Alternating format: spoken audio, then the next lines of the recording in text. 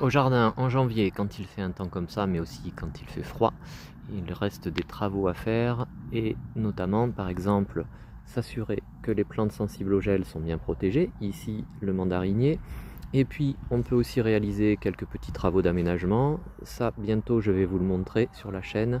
C'est un support pour une forêt bonsaï que je vais vous montrer bientôt. Et puis, quand il a fait très froid, on peut aussi s'assurer que les bassins ne sont pas gelés en surface. Voilà, j'ai dû supprimer la glace ici pour pouvoir donner à manger aux poissons rouges.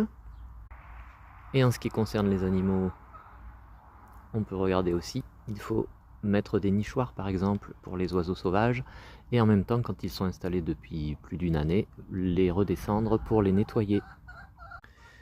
Et au niveau des arbres, ce que l'on peut réaliser aussi à certains moments dans l'année et notamment ici en plein hiver, c'est de la taille ou de l'élagage.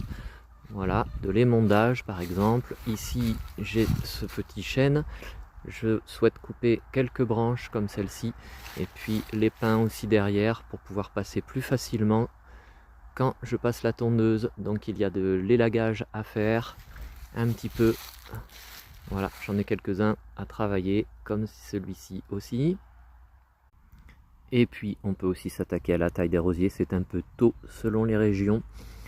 Peut-être on peut le faire un peu plus tard. On a en tout cas jusqu'au mois de mars pour tailler les rosiers. Vous voyez, celui-ci, il a encore plein de feuilles.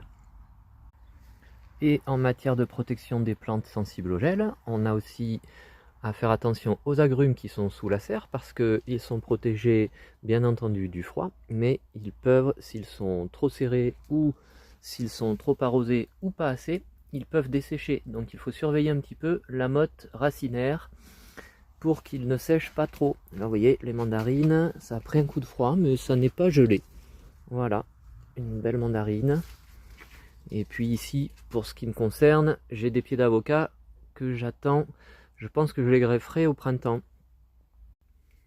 Et une autre chose que l'on peut faire, et ça c'est moins au jardin, mais c'est de la prévision, c'est prévoir, alors en tout cas, savoir les sachets de graines qui nous restent pour le potager. Vous voyez, les tomates, les salades, etc., le persil. Et puis peut-être les plantes annuelles ou vivaces, comme ici c'est lupin. On fait le point et c'est le moment aussi de prévoir ses commandes, de faire la liste et de prévoir les commandes. Abonnez-vous.